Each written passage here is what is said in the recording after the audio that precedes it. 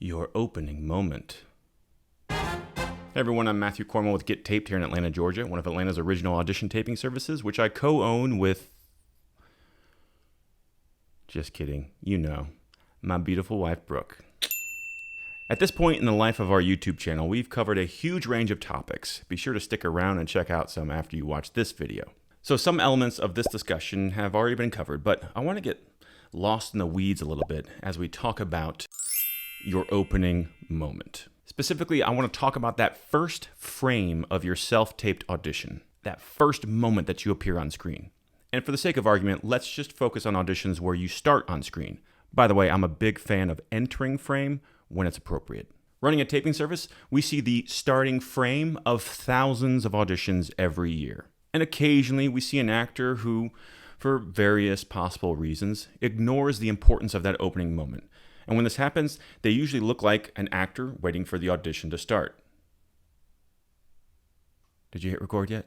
Now, assuming you've taken months or even years of classes, good job, then you've had it hammered into your brain that the opening moment or the previous moment is crucial to the success of your performance. You need to be living in the world of the character before the record button is hit. No revelation there. But what I hope to touch on today is the importance of your body positioning in that starting frame. Now, for those of you who strictly believe in inside-out acting, you may start to cringe. I apologize. Stick with me and keep an open mind. Because after all, TV and film are very technical media, so being aware of your outside can help you save some time. Okay, so what am I talking about?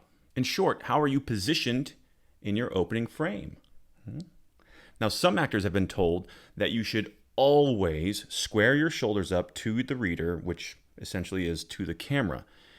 To which I say, ugh, run far away from anyone in this industry who uses always and never on topics such as this. So after reading your character breakdown and reading and rereading your script as part of your requisite script analysis, ask yourself, how would you stage the scene if you were the director? With the camera over the reader's shoulder and you in a medium close-up, would you stay squared up to the other character or not?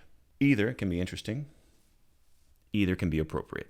Squaring your shoulders up to the reader can have several effects on the viewer in terms of how they perceive your character. It could be that they think your character has neutral feelings to the reader. It could mean that you are confident, and that's why you're squared up. It could just be that you have an air of approachability, or maybe it's an air of intimidation.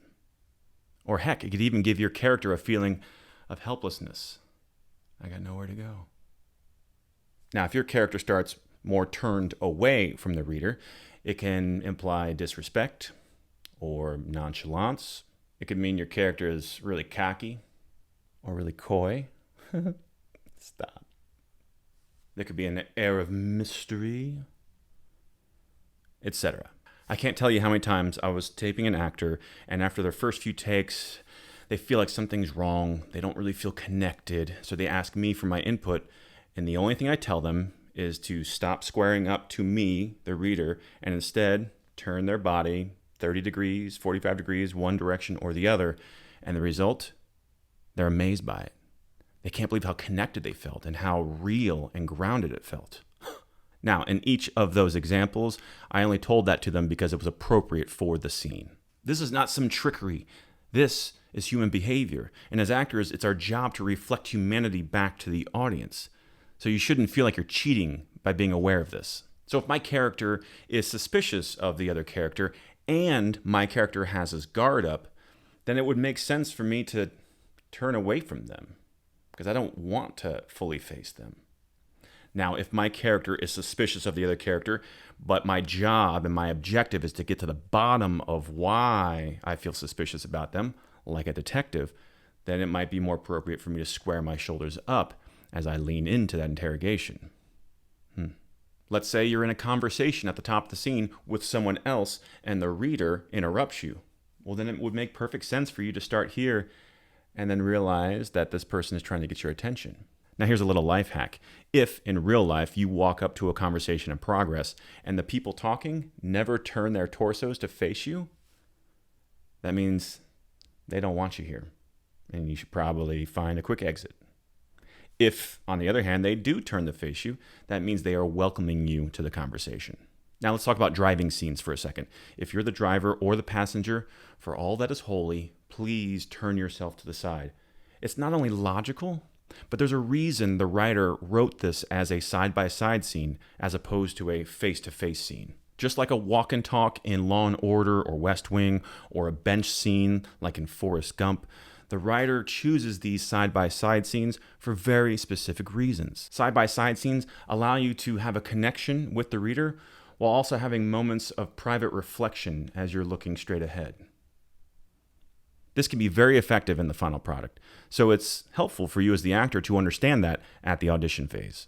Here's another life hack. If you're about to have a difficult conversation with a loved one, go for a walk. Having that discussion side by side as opposed to face will make it a lot easier for both of you to be honest with each other. You're welcome. And the last note that I want to cover is that if it's appropriate to start your scene, turn to the side. The other thing it allows you to do is it gives you some place to go. If you start out suspicious, but then realize that there's nothing to be suspicious about, or if you start out being coy, hi, and then realize, oh, I'm really into you, or if you start out not thinking you want to talk to them, but by the end of the scene, you're fully engaged, it gives you some place to go throughout the course of the scene. If you start all of those same scenarios facing the character and squared up, then you won't have as many places to go from a physical standpoint. Warning, do not overdo this. First of all, if you don't have years of training under your belt, you might not understand fully how to use this and will treat this like a trick or a cheat, and it could backfire. Also, don't use it in every audition, only when appropriate. If you do this too much, you can start looking like you're on an episode of CSI Miami, and that's not good.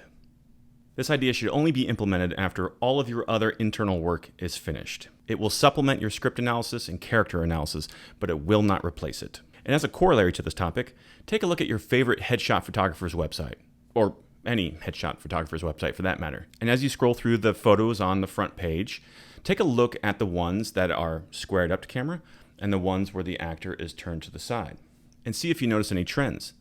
Specifically, see if you notice any confusing headshots. For instance, maybe it's a guy and he's trying to sell the fact that he is your leading man, Joe American, everyday guy. And so he's got a big smile on his face, but his shoulders are cocked to the side. And that can create this confusing image of you're hiding something or you're withholding something, and yet you're trying to tell me that you're approachable. On the flip side, maybe somebody's trying to appear very mysterious, but they have their shoulders squared up to the camera, and it's just not as believable. At any rate, this is a good topic to think about at your next headshot session. As always, I could talk for hours on this topic. So if you have thoughts of your own or want to challenge me on any of this, please drop a comment below or email us. That's it for now. Thanks for watching, and we'll see you on set.